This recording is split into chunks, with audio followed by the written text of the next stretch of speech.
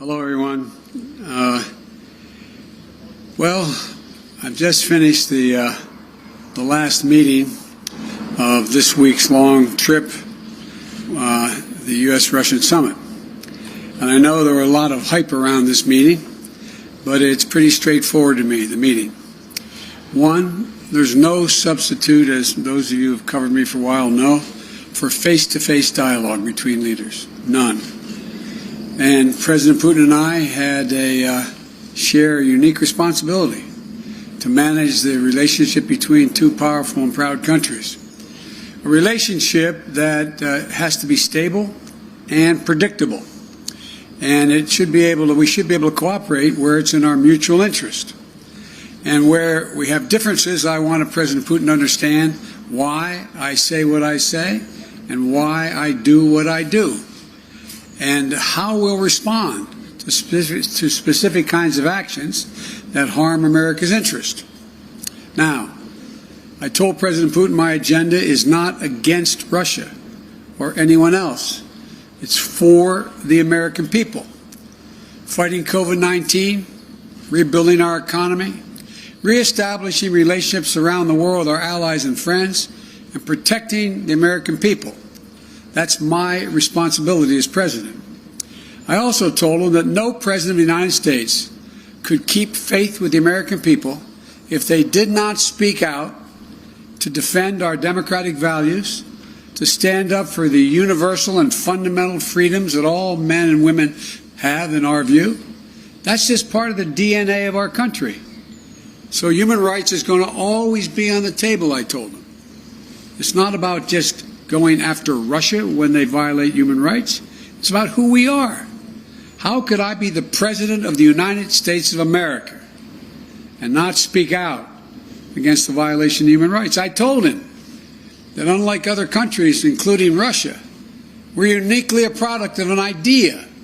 You've heard me say this before again and again, but I'm going to keep saying it. What's that idea? We don't derive our rights from the government. We possess them because we're born, period. And we yield them to a government. And so the forum, I pointed out to him that that's why we're going to raise our concerns about cases like Alexei Navalny. I made it clear to President Putin that we'll continue to raise issues of fundamental human rights, because that's what we are. That's who we are. The idea is we hold these truths self-evident, that all men and women, we haven't lived up to it completely, but we've always widened the arc of commitment and included more and more people. And I raised the case of two wrongfully imprisoned American citizens, Paul Whelan and Trevor Reed. I also raised the ability of Radio Free Europe and Radio Liberty to operate and the importance of a free press and freedom of speech. I made it clear that we will not tolerate attempts to violate our democratic sovereignty or destabilize our democratic elections, and we would respond. The bottom line is, I told President Putin that we need to have some basic rules of the road that we can all abide by. I also said there are areas where there's a mutual interest for us to cooperate. For our people, Russian and American people, but also for the benefit of the world and the security of the world. One of those areas is strategic stability. You asked me many times, what was I going to discuss with Putin before I came? I told you I only negotiate with the individual, and now I can tell you what I was intending to do all along. And that is to discuss and raise the issue of strategic stability and try to set up a mechanism whereby we dealt with it. We discussed in detail the next steps our country should take on arms control measures, the steps we need to take to reduce the risk of unintended conflict. And I'm pleased that you agreed today to launch a bilateral strategic stability dialogue. Diplomatic speak for saying get our military experts and our diplomats together to work on a mechanism that can lead to control of new and dangerous and sophisticated weapons that are coming on the scene now, that reduce the times of response, that raise the prospects of accidental war. And we went into some detail of what those weapon systems were. Another area we spent a great deal of time on was cyber and cybersecurity. I talked about the proposition that certain critical infrastructure should be off limits to attack, period, by cyber or any other means. I gave them a list. If I'm not mistaken, I don't have it in front of me, 16 specific entities, 16 defined as critical infrastructure under U.S. policy, from the energy sector to our water systems. Of course, the principle is one thing. It has to be backed up by practice. Responsible countries need to take action against criminals who conduct ransomware activities on their territory.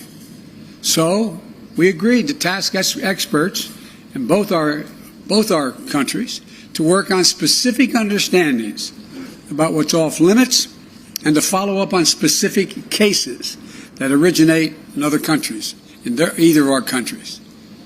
There's a long list of other things we spent time on, from the urgent need to preserve and reopen the humanitarian corridors in Syria so that we can get food, just simple food and basic necessities, to people who are starving to death. How to build it and how it is in the interest of both Russia and the United States to ensure that Iran does not acquire nuclear weapons. We agreed to work together there because as much as Russia's interest is ours. And to how we can ensure the Arctic remains a region of cooperation rather than conflict.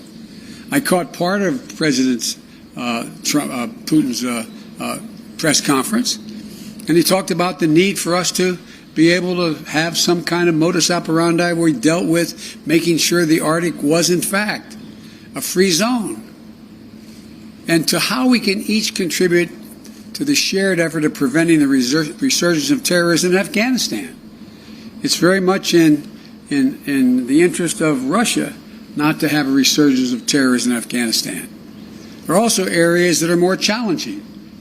I communicated the United States' unwavering commitment to the sovereignty and territorial integrity of Ukraine. We agreed to pursue diplomacy related to the Minsk agreement.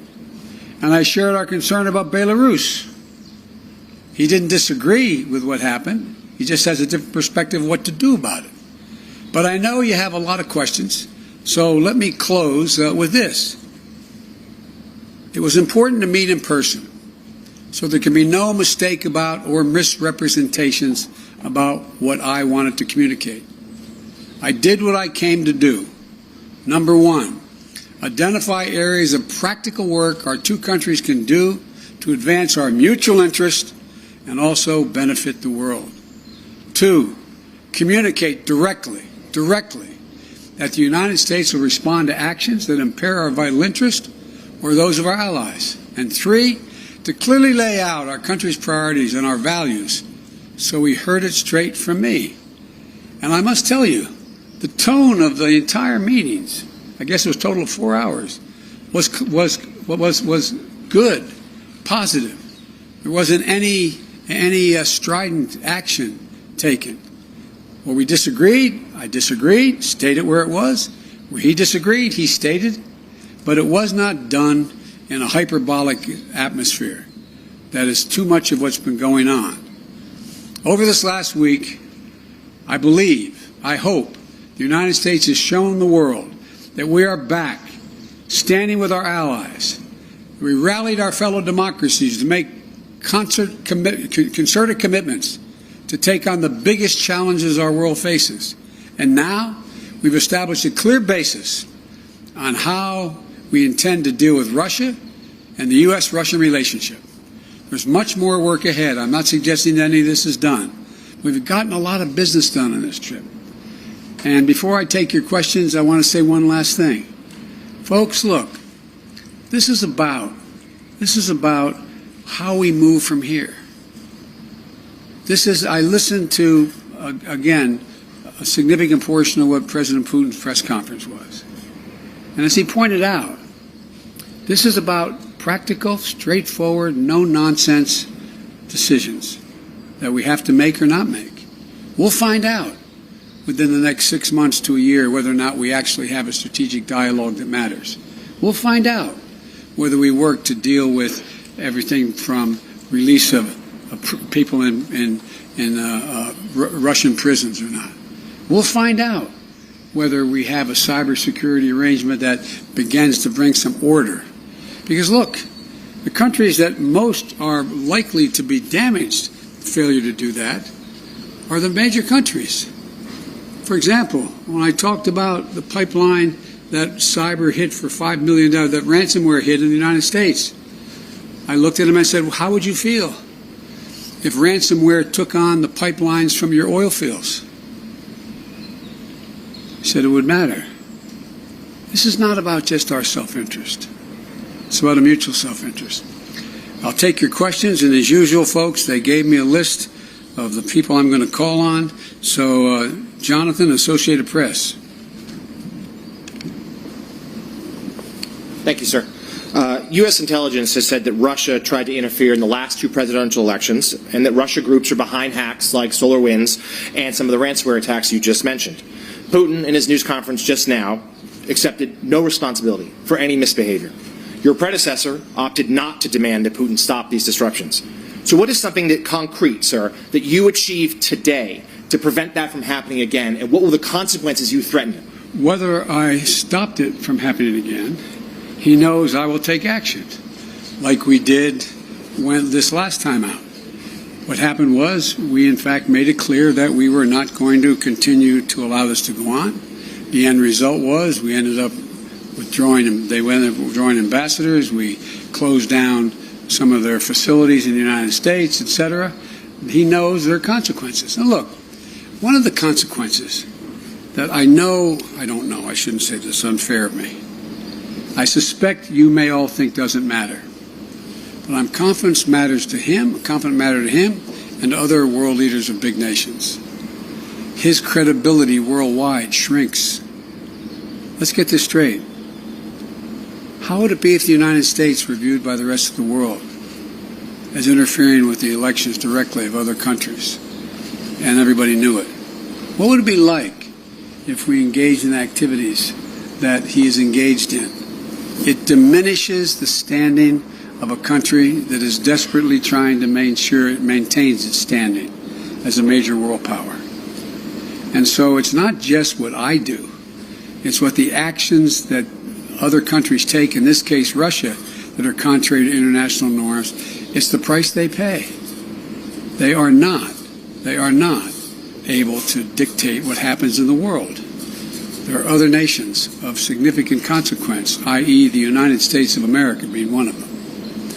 Mr. President, just a quick follow on the same theme of consequences. You said just now that you spoke to him a lot about human rights. What did you say would happen if opposition leader Alexei Navalny dies? I made it clear to him that I believe the consequences of that would be devastating for Russia. I'll go back to the same point. What do you think happens when he's saying it's not about hurting Navalny, all the stuff he says to rationalize the treatment of Navalny, and then he dies in prison? I pointed out to him that it matters a great deal when a country, in fact, and they asked me why I thought it was important to continue to have problems with the president of Syria. I said because there's a violation of international norm. It's called the Chemical Weapons Treaty. Can't be trusted. It's about trust. It's about their ability to influence other nations in a positive way. Look, would you like to trade our economy for Russia's economy? Would you like to trade? And by the way, we talked about trade. I don't have any problem with doing business with Russia as long as they do it based upon international norms. It's in our interest to see the Russian people do well economically. I don't have a problem with that. But if they do not act according to international norms, then guess what? That only won't happen with us. It will not happen with other nations. And he kind of talked about that, didn't he, today? About how the need to reach out to other countries to invest in Russia. They won't, as long as they are convinced that, in fact, the violations, for example, the American businessman who was in house arrest, and I pointed out, you want to get American business to invest, let him go. Change the dynamic. Because American businessmen, we're ready to show up. They don't want to hang around in Moscow. I mean, look, guys, I know we make foreign policy out to be this great, great skill that somehow is sort of like a secret code. All foreign policies is a logical extension of personal relationships. It's the way human nature functions. And understand, when you run a country that does not abide by international norms, and yet you need those international norms to be somehow managed so that you can participate in the benefits that flow from them, it hurts you. That's not a satisfying answer. Biden said he'd invade Russia. It's not, By the way, that was a joke. That's not true. But my generic point is, it is more complicated than that. David Sanger. I thought I saw David. There he is. Thank you, Mr. President. In the run-up to this discussion, there's been a lot of talk about the two countries spilling down into a Cold War. And I'm wondering if there was anything that you emerged from in the discussion that made you think that he... With your permission, I'm going to take my coat off. The sun is hot. Anything that would make you think that Mr. Putin has decided to move away from his fundamental role as a disruptor, particularly a disruptor of NATO and the United States. And if I could also just follow up on your description of how you gave him a list of critical infrastructure in the United States, did you lay out very clearly what it was that the penalty would be for interfering in that critical infrastructure? Did you leave that vague? Did he respond in any way to it? Let me answer your first. Well, I'll answer your second question first. I pointed out to him we have significant cyber capability, and he knows it. He doesn't know exactly what it is, but it's significant.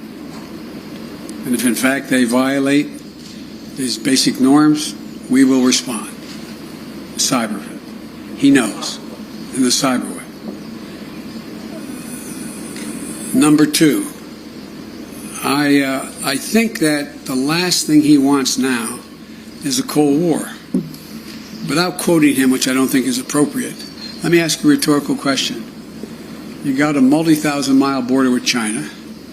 China is moving ahead, hell-bent on election, as they say, seeking to be the most powerful economy in the world, the largest, and the most powerful military in the world. You're in a situation where your economy is struggling. You need to move it in a more aggressive way than in terms of growing it. And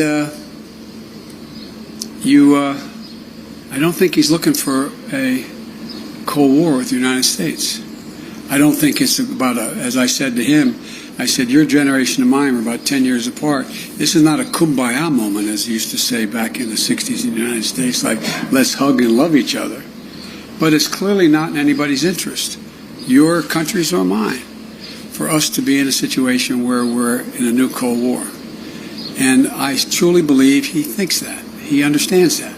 But that does not mean he's ready to, quote, figuratively speaking, lay down his arms and say, come on. He still, I believe, is concerned about being, quote, encircled. He still is concerned that we, in fact, are looking to take him down, etc. He still has those concerns. But I don't think they are the driving force as the kind of relationship he's looking for with the United States. Jennifer Jacobs.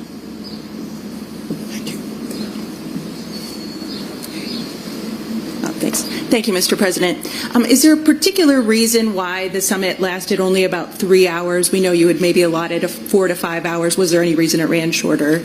Also, President Putin said that there were no threats or scare tactics issued. Do you agree with that assessment that there were no threats or scare tactics? Yes. And also, did you touch on Afghanistan and the safe withdrawal of troops?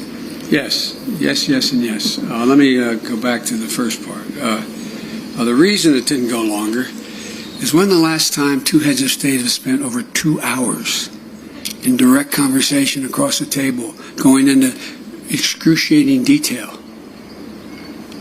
You may know of time, I don't. I can't think of one. So we didn't need, as we got through when we brought in the larger group, our defense, our intelligence, and our foreign, my foreign minister wasn't foreign minister, my Secretary of State was with me the whole time. Our ambassador, etc. We brought everybody in. We had covered so much. And so there was a summary done by him and by me of what we covered. Lavrov and Blinken talked about what we had covered. We raised things that required more amplification or made sure we didn't have any misunderstandings. And so it was kind of after 2 hours there, we looked at each other like, okay, what next? What is going to happen next is we're going to be able to look back, look ahead in 3 to 6 months and say, did the things we agreed to sit down and try to work out, did it work? Are we closer to a major strategic stability talks and progress? Are we further along in terms of and go down the line? That's going to be the test. I'm not sitting here saying because the President and I agreed that we would do these things that all of a sudden it's going to work. I'm not saying that. What I'm saying is I think there's a genuine prospect to significantly improve the relations between our two countries without us giving up a single solitary thing based on principle and our values. No, there were no threats. There were, as a matter of fact, I heard he quoted my mom and quoted other people today. It was very, as we say, which will shock you coming from me, somewhat colloquial. And we talked about basic fundamental things. And you know how I am. I explain things based on personal basis. What happens if, for example? And so there were no threats, just simple assertions made, and no, well, if you do that, then we'll do this, with anything I said. It was just letting him know where I stood, what I thought we could accomplish together, and what, in fact, if there were violations of American sovereignty, what we would do.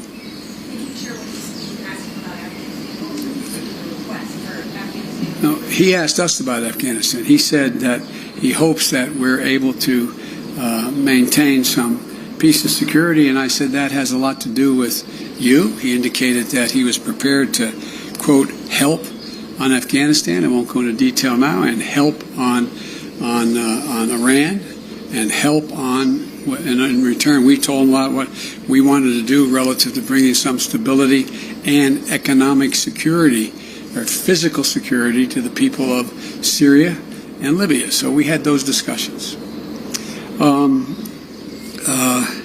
Yamish. Thanks so much, Mr. President.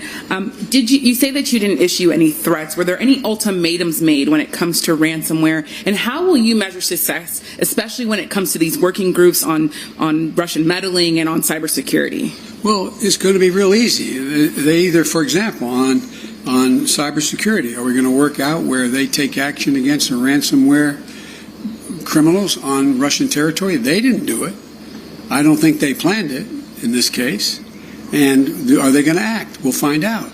Will we commit? What can we commit to act in terms of anything affecting, violating international norms that negatively affects Russia? What are we going to agree to do? And so I think we have real opportunities to move. And I think that one of the things that I noticed when we had the larger meeting is that people who are very, very well informed started thinking, you know, this could be a real problem. What happens if that ransomware outfit were sitting in Florida or Maine and took action, as I said, on their single lifeline to their economy, oil? It'd be devastating. And they're like, you could see them kind of go, oh, we'd do that, but like, whoa. So it's in everybody's interest that these things be acted on. We'll see, though, what happens in these groups we put together. The third one, yes, go ahead. Mr. President, when President Putin was questioned today about human rights, he said the reason why he's cracking down on opposition leaders is because he doesn't want something like January 6th to happen in Russia. And he also said that he doesn't want to see groups formed like Black Lives Matter. What's your response to that, please?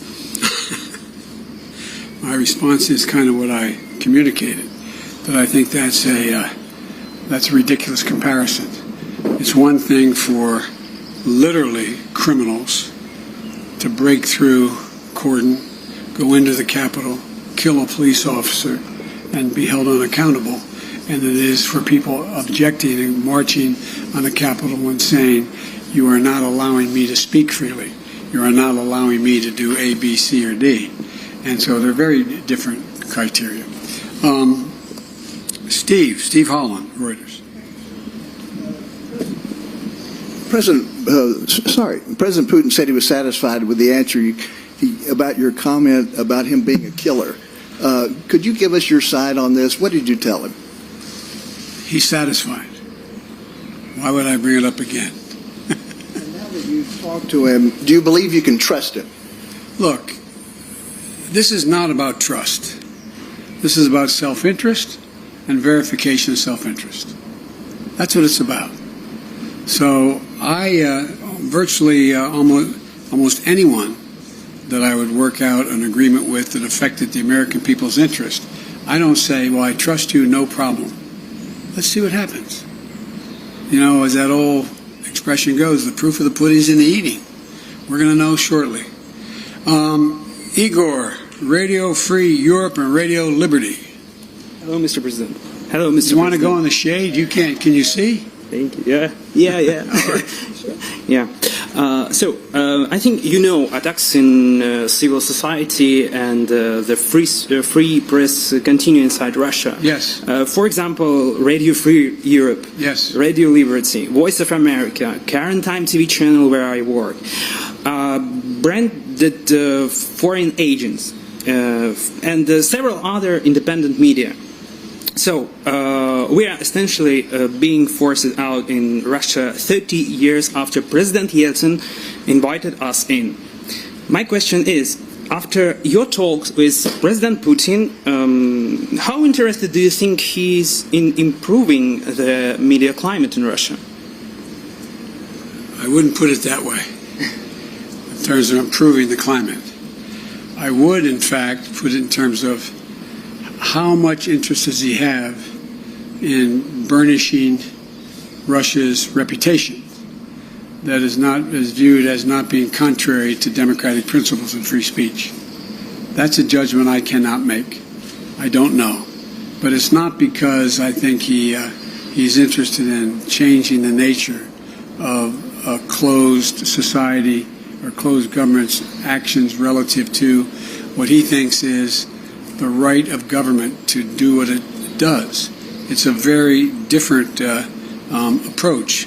There's a couple of really good blogs. I told him I read most everything he's written and the speeches he's made, and I've read a couple of very good biographies, which many of you have as well. And I think I pointed out to him that Russia had an opportunity, that brief shining moment after Gorbachev and after things began to change drastically, to actually generate a democratic government. But what happened was it failed, and there was a great race among Russian intellectuals to determine what form of government would they choose and how would they choose it. And based on what I believe Mr. Putin decided was that Russia has always been a major international power when it's been totally united as a Russian state, not based on ideology, whether it was going back to Tsar and Commissars straight through to the revolution, the Russian Revolution, and to where they are today. And I think that it's clear to me, and I've said it, that I think he decided that the way for Russia to be able to sustain itself as a great, quote, great power is to, in fact, unite the Russian people on just the strength of the government. The government controls, not necessarily ideologically, but the government. And I think that's the choice that was made. I think I'm not going to second guess whether it could have been fundamentally different, but I do think it does not lend itself to Russia maintaining itself as one of the great powers in the world.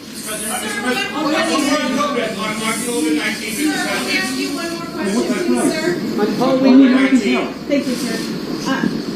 Did military response ever come up in this conversation today? Did you, in terms of the red lines that you laid down, is military response an option for a ransomware attack? And President Putin had called you in his press conference an experienced person. You famously told him he didn't have a soul. Do you now have a deeper understanding of him after this meeting? Thank you very much. But on the military response, sir? No, we didn't talk about military response. In the spirit, Mr. President, of you saying that there is no substitute for face-to-face dialogue, and also with what you said at NATO, that the biggest problems right now are Russia and China. You've spoken many times about how you have spent perhaps more time with President Xi than any other world leader. So is there going to become a time where you might call him, old friend to old friend, and ask him to open up China to the World Health Organization investigators who are trying to get to the bottom of COVID-19? Let's get something straight. We know each other well. We're not old friends. It's just pure business. So I guess my question would be, you've said that you were going to press China. You signed on to the G7 communique that said the G7 were calling on China to open up to let the investigators in. But China basically says they don't want to be interfered with anymore. So what happens now? The impact, the world's attitude toward China as it develops. China's trying very hard to project itself as a responsible and very, very forthcoming nation. That they are trying very hard to talk about how they're taking and helping the world in terms of COVID-19 and vaccines, and they're trying very hard. Look, certain things you don't have to explain to the people of the world. They see the results. Is China really actually trying to get to the bottom of this? One thing we did discuss, as I told you, in the EU and at the G7 and with NATO, what we should be doing, and what I'm going to make an effort to do, is rally the world to work on what is going to be the physical mechanism available to detect early on the next pandemic and have a mechanism by which we can respond to it and respond to it early. It's going to happen. It's going to happen, and we need to do that. Thank you.